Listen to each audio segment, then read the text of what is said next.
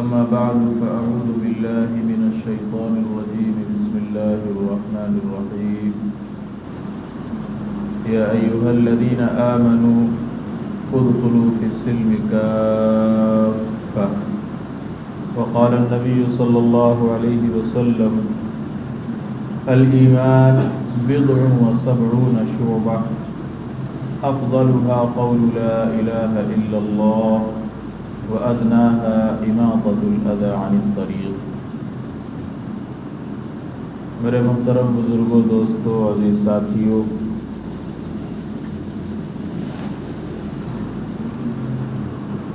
ابھی آپ کے سامنے جو حدیث مبارکہ کی میں نے تلاوت کی ہے، اس میں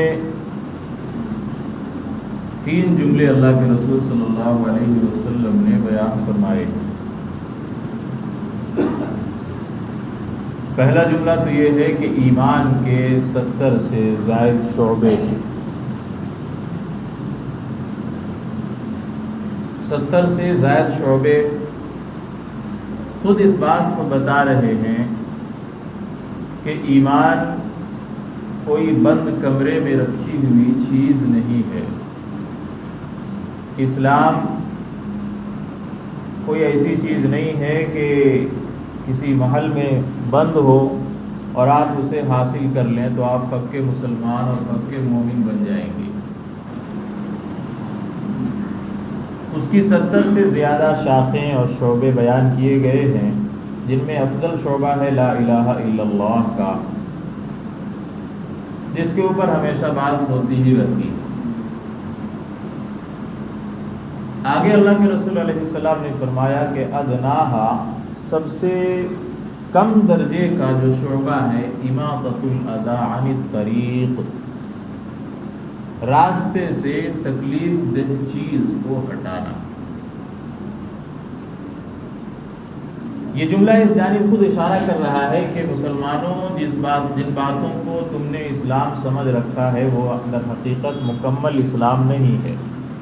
یہ باتیں بارہا بولی بھی جاتی ہیں کہ ہم نے آج چند ارکان کو ایمان اور اسلام کا نام دے دیا ہے۔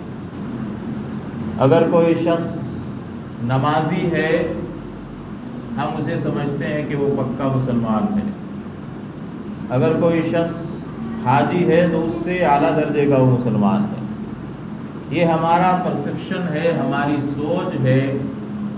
یہ سوچ ہمیں ہمارے معاشرے نے دیا ہے۔ ہم نے جس ماحول میں آنکھیں کھولی ہیں، جن گھرانوں میں ہماری پرورش و پرداخت ہوئی ہے، ہمارا براٹ اپ ہوا ہے، ہمیں یہی بتلایا گیا کہ بھائی جو نماز پڑھ لے وہی مسلمان ہے اور وہی پکا سچا مسلمان ہے۔ اور اس کے پیچھے بھی خود ہم ہی ذمہ دار ہیں کہ ہم نے اپنے معاشرے کو اس قدر تنزلی کے اندر ڈھکیل دیا ہے کہ انسان مجبور ہے اس شخص کو پکا مسلمان کہنے پر جو نماز کا پابند ہے۔ اس طرح حدیث پاک میں آتا ہے نا کہ ایک زمانہ آئے گا کہ زنا عام ہو جائے گا، عریاں ہو کر کے لوگ سڑکوں پر زنا کرتے پھریں گے۔ اس زمانے میں اگر کوئی شخص صرف یہ کہہ دے کہ بھائی یہ پبلک پلیس ہے، یہ شاہراہ عام ہے، سارے لوگ دیکھ رہے ہیں، جا کر کے کہیں اور زنا کرو، تو اس وقت کا وہ متقی ہوگا۔ سوچیے کیوں متقی کہا گیا ہے کہ اس زمانے میں اتنا کام کرنے والا شخص اپنے آپ کو مشکل میں ڈال رہا ہوگا، شرعی طور پر اپنے نفس سے جہاد کر رہا ہوگا، اس لیے اسے متقی کہا گیا۔ تو یہی حالت آج ہماری ہے، نہ ہمیں نماز سے مطلب، نہ روزے سے مطلب، نہ زکوٰۃ سے مطلب، نہ حج سے مطلب۔ اب ایسے ماحول میں اگر کوئی شخص پابندی صلاۃ کرتا ہے، نماز کا پابند بنتا ہے، تو بھائی ہم تو مجبور ہیں اسے مسلمان، پکا سچا مسلمان سمجھنے پر، کہنے پر۔ حالانکہ اگر آپ اس کا بیک گراؤنڈ دیکھیں، اس کے خانگی معاملات دیکھیں، گھریلو زندگی اس کی دیکھیں، تو معلوم ہوگا کہ یہ تو بہت بڑا کمینہ انسان ہے، معذرت کے ساتھ۔ اس طرح کے بہت سے واقعات ملتے ہیں کتابوں میں۔ ایک واقعہ لکھا ہے کہ ایک بزرگ تھے، وہ اپنے والد کی قبر پر جایا کرتے تھے۔ ایک دفعہ کا واقعہ ہے کہ وہ گئے اور انہوں نے قرآن کریم کی تلاوت شروع کی۔ وہ پڑھ رہے تھے، یکایک دوسری قبر سے آواز آتی ہے چیخنے کی، چلانے کی۔ جب انہوں نے قبر دیکھی تو معلوم ہوا کہ یار یہ تو بڑا پیر بابا تھے، بڑے متقی تھے، ان کی قبر سے ایسی آواز کیسے آ رہی ہے؟ چنانچہ وہ جاتے ہیں، اس شخص کی بیوی سے ملاقات کرتے ہیں اور پوچھتے ہیں کہ یہ عیب کی بات نہیں ہے، میں عبرت کے واسطے جاننا چاہتا ہوں بھائی، میں تو اس سے بہت ہی عقیدت رکھتا تھا، میں نے زندگی میں اسے کبھی نماز چھوڑتے نہیں دیکھا، قرآن کی تلاوت کا یہ پابند تھا، باشرع تھا، ہر اعتبار سے بات چیت تک میں وہ اتنا خیال رکھتا تھا اور لحاظ رکھتا تھا کہ میری زبان سے کسی جملے سے کسی کو تکلیف نہ پہنچے۔ جب یہ ساری خوبیاں اس کے اندر تھیں تو آج اس کی قبر سے آواز ہی کیسے آ رہی ہے؟ بیوی نے کہا کہ حضرت جو باتیں آپ نے کی ہیں وہ ساری اپنی جگہ صحیح ہیں، وہ بندہ پابندی صلاۃ بھی تھا، نماز کا پابند بھی تھا، زکوٰۃ بھی پابندی کے ساتھ ادا کرتا تھا، اس نے حج بھی کر رکھا تھا، رمضان کے روزے بھی وہ رکھتا تھا، لیکن بات یہ ہے کہ تھا وہ مالدار، پیسوں کی لالچ تھی اسے، یوں تو لوگوں کے سامنے وہ بڑا متقی بنا کرتا تھا، لیکن پس پردہ وہ سود کا کاروبار کیا کرتا تھا۔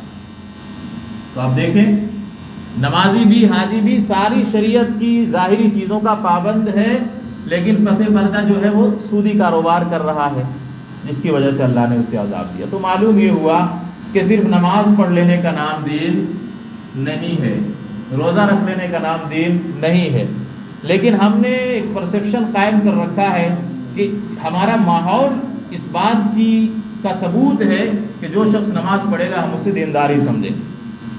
اب اس وجہ سے مسلمان آپس میں ایک دوسرے کو یہ کہنے پر مجبور ہیں، حالانکہ ان کی زندگی کو آپ دیکھیں تو اسی طرح خباثت و شناعت سے بھری ہوئی رہتی ہے، اکثریت کی میں بات کر رہا ہوں۔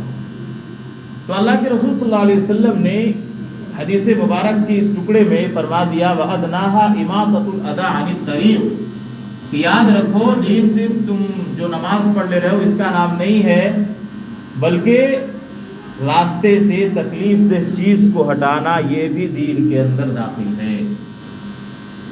ان سب باتوں کی طرف ہمارا دھیان ہی نہیں جاتا ہے کبھی۔ اللہ کے رسول علیہ الصلوۃ والسلام کا فرمان ہے، کعبہ کو مخاطب کرتے ہوئے فرمایا تھا کہ اے کعبہ، ما اطیبک و اطیب ریحک، ما اعظمک و اعظم حرمتک، والذی نفس محمد بیدی، لحرمت المؤمن اعظم عند اللہ اجرا من، او کما قال علیہ الصلوۃ والسلام، کہ اے کعبہ تیری حرمت اپنی جگہ مسلم ہے، تو بڑی مقدس جگہ ہے، بڑی پاکیزہ جگہ ہے، لوگوں کی نظروں میں تمہاری عزت ہے، لیکن یاد رکھنا اللہ رب العزت کے نزدیک ایک مومن کی حرمت، ایک مومن کی عزت تجھ سے کئی گنا زیادہ ہے۔ آج اسی مومن کو تکلیف دینے میں ہم سرے منہ انحراف نہیں کرتے ہیں، کوئی بھی موقع جانے نہیں دیتے۔ ابھی آپ دیکھیں مسجد کے باہر گاڑی اس انداز میں ہم کھڑی کرتے ہیں کہ دوسروں کو تکلیف ہوگی، اس سے ہمیں کوئی بحث نہیں ہے، کوئی سروکار نہیں ہے۔ یہ بھی میرے دوستو ایک بھائی کو تکلیف دینے کے اندر داخل ہے، اور ان سب باتوں کی وجہ سے بھی قیامت میں پکڑ ہو سکتی ہے۔ آپ نے حدیث مبارک سنی ہوگی کہ صف اول میں جو شخص نماز پڑھتا ہے، کتنی فضیلت ہے صف اول میں نماز پڑھنے والوں کی۔ اللہ کے رسول علیہ السلام نے فرمایا ان اللہ و ملائکتہ یصلون علی الصف الاول، کہ صف اول میں جو لوگ نماز پڑھتے ہیں اللہ رب العزت ان کے اوپر رحمت کا نزول فرماتا ہے، رحمت نازل فرماتا ہے، اور فرشتے ان کے لیے رحمت کی دعائیں کرتے ہیں۔ یہ ٹھیک وہی الفاظ ہے جو قرآن میں اللہ نے اپنے نبی کے لیے استعمال فرمایا، ان اللہ و ملائکتہ یصلون علی النبی۔ دوسری حدیث میں اللہ کے رسول علیہ السلام فرماتے ہیں، روایت میں آتا ہے کہ کان یصلی علی الصف الاول ثلاثہ، کہ جو لوگ پہلی صف میں نماز پڑھتے تھے نبی صلی اللہ علیہ وسلم ان کے لیے 3 دفعہ دعائیں کرتے تھے، والثانی واحدہ، اور جو دوسری صف میں نماز پڑھتے تھے ان کے لیے 1 دفعہ۔ اب اس سے اندازہ لگائیے کہ صف اول میں نماز پڑھنے کی کتنی اہمیت ہے۔ اب جب اس کا اندازہ ہو گیا تو اب دوسری حدیث سنیے۔ اللہ کے رسول علیہ السلام نے فرمایا من ترک الصف الاول مخافۃ ان یؤذی مسلما، کہ جس شخص نے اس خوف سے، اس ڈر سے صف اول کو چھوڑ دیا کہ اگر وہ صف اول میں جاتا ہے تو اس کی وجہ سے کسی مسلمان بھائی کو تکلیف پہنچے گی، اللہ کے رسول فرماتے ہیں اضعفہ اللہ اجرا، اللہ اسے دوگنی اجر عطا فرمائے گا۔ کیوں؟ صرف اس نے اپنے مومن بھائی کا خیال رکھا، اپنے مومن بھائی کو تکلیف دینے سے وہ بچا رہا۔ اگر وہ آتا تو بھائی اب آپ دیکھیں، ابھی جیسے یہ پہلی صف خالی ہے، اب پیچھے سے کوئی آئیں گے تو گردنیں پھلانگ کر کے آئیں گے۔ اب جب گردنیں پھلانگ کر کے آئیں گے تو تھانوی رحمۃ اللہ علیہ فرماتے ہیں کہ اس میں 4 طرح کی برائیاں ہیں۔ کسی کی گردن کو پھلانگ کر کے اگر کوئی شخص آتا ہے تو 4 طرح کے خدشات ہیں جو پیدا ہوتے ہیں۔ پہلا خدشہ تو یہ ہے کہ اس کے اندر ہو سکتا ہے تکبر پیدا ہو کہ بھائی میں بڑا ہوں اس گاؤں کا اور میری کوئی حیثیت ہے، اس لیے میں تو اس لائق ہوں کہ اگلی صف میں بیٹھوں۔ دوسرا خدشہ یہ ہوگا تذلیل کا، گویا کہ وہ پہلے والے لوگوں کو جو پچھلی صفوں میں بیٹھے ہوئے انہیں ذلیل سمجھ رہا ہے، اور وہ یہ سمجھ رہا ہے کہ یہ اس لائق نہیں ہے کہ اگلی صف میں جائیں، میں ہی اس لائق ہوں، میں لہٰذا مجھے جانا چاہیے۔ تیسرا ہے تصنع کا، بناوٹ، ریاکاری، کہ بھائی میں پیران پیر ہوں، عبد القادر جیلانی کا پردادا ہوں، اس لیے میرا حق ہے کہ یہاں میں بیٹھوں۔ یہ ساری خرابیاں ان لوگوں کے لیے حضرت تھانوی نے بیان فرمائی ہیں جو آتے تو بعد میں ہیں۔ ابھی آپ دیکھیں کتنی تعداد ہے، بعد میں آئیں گے لوگ اور خواہش ان کی یہ ہوتی ہے کہ ہم پہلی صف میں بیٹھیں، تو ایسا تو نہیں ہوتا ہے، یہ تو غلط ہے بالکل۔ تو اللہ کے رسول صلی اللہ علیہ وسلم فرما رہے ہیں کہ جس شخص نے پہلی صف کو صرف اس وجہ سے چھوڑ دیا کہ دوسرے کو تکلیف نہ پہنچے، اللہ تعالیٰ اسے ڈبل اجر عطا فرمائے گا۔ یہ ہے ایک مسلمان کو تکلیف سے بچانے کی اہمیت، تکلیف سے بچانے کا اجر، تکلیف سے بچانے کا ثواب۔ وَأَدْنَاهَا إِمَاطَةُ الْأَذَى، میں نے جو روایت پڑھی تھی کہ راستے سے تکلیف دہ چیز کو ہٹانا۔ اب اس جانب آئیے، تکلیف دہ چیز کوئی بھی چیز ہو سکتی ہے۔ راستے میں ہم جا رہے ہیں، بیچ میں پتھر پڑا ہے، تو ہماری اور آپ کی ذمہ داری بنتی ہے کہ اس پتھر کو ہم سائڈ پہ کر دیں۔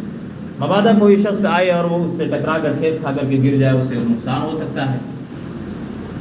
اس میں اللہ کے رسول علیہ السلام نے ایک جملہ بیان فرما دیا بس، اور چونکہ آپ صلی اللہ علیہ وسلم جو ہیں وہ جوامع الکلم ہیں، ایک بات کہتے ہیں اس سے ہزاروں باتیں نکلتی ہیں۔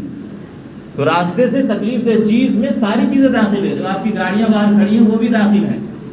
اگر آپ نے اس انداز سے گاڑی کھڑی کی ہے، پارک کی ہے کہ دوسرے ہمارے جو بھائی ہیں ان کو آنے میں تکلیف ہو رہی ہے، تو آپ نماز تو پڑھ لیں گے لیکن گناہ بھی ملے گا ساتھ میں۔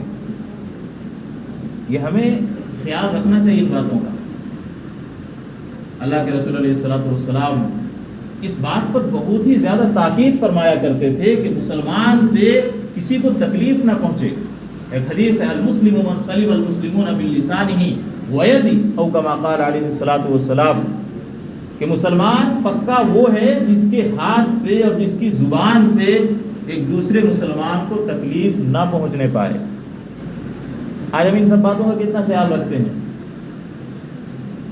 صرف نماز پڑھنے سے کام چلے گا؟ سوچنے کی بات ہے۔ اب مجھے معلوم ہے کہ عمل تو نہ آپ کریں گے نہ میں کروں گا، تو جیسے آپ ضدی ویسے میں ضدی، آپ سنتے جائیے، میں بولتا رہوں گا۔ شاید اللہ تعالیٰ ہمیں ہدایت دے، اللہ سے ہمیں دعا کرنا چاہیے۔ چھوٹی چھوٹی باتیں ہمیں ان کا خیال ہی نہیں ہے، اپنی زبان سے آج وہ تیر نکالتے ہیں، وہ زہر نکالتے ہیں جس کا مقابلہ ناک صاحب بھی نہیں کر سکتا۔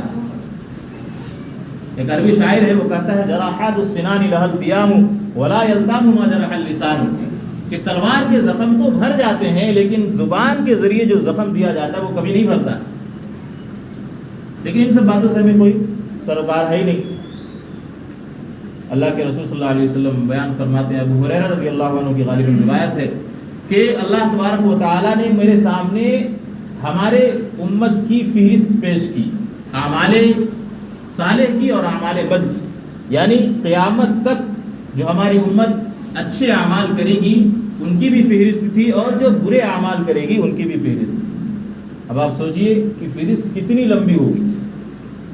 اس میں معلوم ہے اللہ کے رسول نے کن دو باتوں کو پوائنٹ آؤٹ کیا ہے۔ اعمال صالح میں اللہ کے رسول صلی اللہ علیہ وسلم نے فرمایا کہ اعمال صالح میں سے ایک عمل یہ ہے کہ کوئی شخص راستے سے تکلیف دہ چیز کو ہٹائے، اور دوسری بات جو آپ صلی اللہ علیہ وسلم نے فرمائی، انفارچونیٹلی بدقسمتی سے اکثریت ہماری داخل ہے، وہ کیا ہے؟ اللہ کے رسول نے فرمایا کہ برے جو اعمال پیش کیے گئے ان میں سے ایک عمل یہ ہے کہ مسجد کے اندر کسی شخص نے ناک کی رینٹ نکالی، بلغم نکالا اور اسے صاف کیے بغیر چھوڑ دیا۔ آپ دیکھیں وضو خانوں کی حالت دیکھیں، آپ مسجد کے جو بیت الخلا ہیں ان کی حالت دیکھیں۔ بھائی گندا کرنا جاؤ نا، اپنے گھر کا بیت الخلا گندا کرو، تمہارے باپ کو کوئی نوکر تو نہیں ہے یہاں صاف کرنے والا۔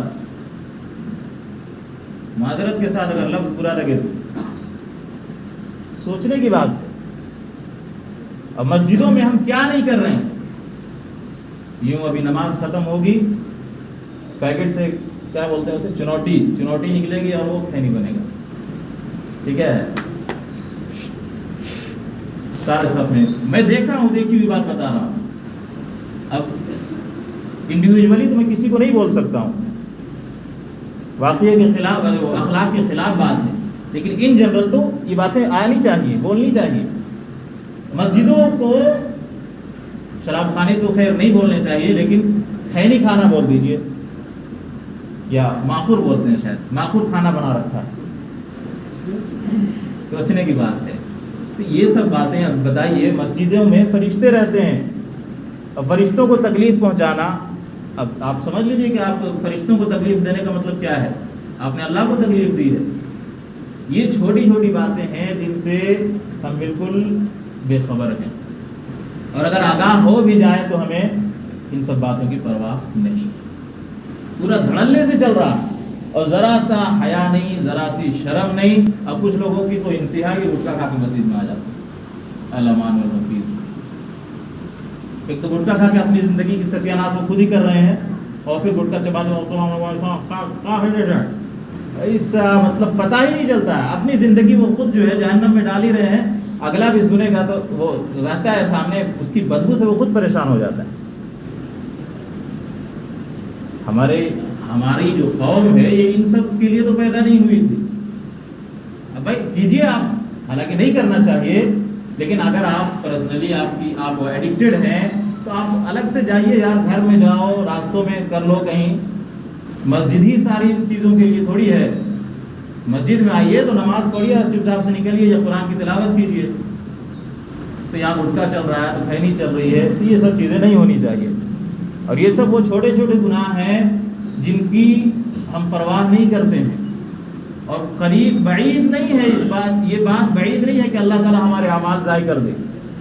اللہ تعالیٰ کے یہاں رحمت جس طرح ہے، غضب بھی اسی طرح ہے۔ یہ الگ بات ہے کہ حدیث پاک میں آتا ہے سبقت رحمتی علی غضبی، کہ رحمت اللہ کی بہت زیادہ ہے، لیکن اللہ کو اگر کوئی ایک بات ناپسند ہو گئی تو پھر پوری کی پوری زندگی آپ کی بیکار چلی جائے گی۔ آپ کسی کے گھر میں جائیں گے اور وہاں پہ کھینی بنائیں گے تو اسے کیسا لگے گا، اور وہیں پہ پھوک جو بچا ہوا ہے تبرکات، اسے آپ باہر کر دیں گے وہیں پہ، تو کیسا لگے گا اس کو؟ سوچنے کی بات ہے، یہ چھوٹی چھوٹی باتیں ہیں، ان سب باتوں پہ ہمیں دھیان دینا چاہیے۔ تو اللہ کے رسول علیہ الصلوۃ نے فرمایا وَأَدْنَاهَا إِمَاطَةُ الْأَذَىٰ عَنِ الطَّرِيقِ، کہ ایمان کا جو ادنا شعبہ ہے وہ کیا ہے؟ راستے سے تکلیف دہ چیزوں کو ہٹانا۔ اور تکلیف دہ چیزوں میں جیسا کہ میں نے عرض کیا کہ ہر وہ بات داخل ہے جس سے دوسروں کو تکلیف پہنچتی ہو، جس بات سے ہمارا مسلمان بھائی دل برداشتہ ہو رہا ہے، یار اسے یہ کام نہیں کرنا چاہیے، اب 3 گھنٹے تک نل کھول کر کے بیٹھے ہوئے ہیں اور وہ مسواک چل رہا ہے، پانی کا بھی حساب دینا ہوگا نا. ان سب باتوں کا خیال ہمیں رکھنا ہوگا. استنجا خانے میں جائیے تو نل بھی ماشاءاللہ ہے، اب کیا کیجیے گا، مجبوری ہے، مسجد جب بنے گی انشاءاللہ تو پھر نل بھی اچھے آئیں گے. تو ابھی اب اگر آپ اس سے نل کو کھولیں، اوپن کریں، تو پانی جو ہے دھار، اگر آپ لوٹا صحیح سے نہیں رکھتے ہیں تو دھار جو ڈائریکٹ نیچے مارتی ہے، پانی کی دھار جو ہے نیچے لگے گی. اب اس کی چھینٹیں اس برتن پہ، وہ لوٹے میں پڑ رہی ہے. اور اگر تو آپ کو معلوم ہے کہ وہ ناپاک چھینٹ، اب ظاہر سی بات ہے وہ ناپاکی چھینٹیں ہیں، وہ چھینٹیں اس میں گئی، اسی سے آپ نے استنجا کیا، دوسروں نے بھی استنجا کیا، دوسروں کا گناہ بھی آپ کے سر آ رہا ہے. اگر معلوم ہے آپ کو کہ یہ چھینٹیں اس میں گئی ہیں، تو نہ نماز آپ کی ہوئی نہ ان کی ہوئی، اور ان کا گناہ بھی آپ کو مل رہا ہے. ان سب باتوں کا اگر ہم خیال نہیں رکھیں گے تو پھر ایسی نماز کا ایسی عبادت کا میرے بھائیوں کوئی فائدہ نہیں ہے، کوئی مطلب ہی نہیں بنتا ہے.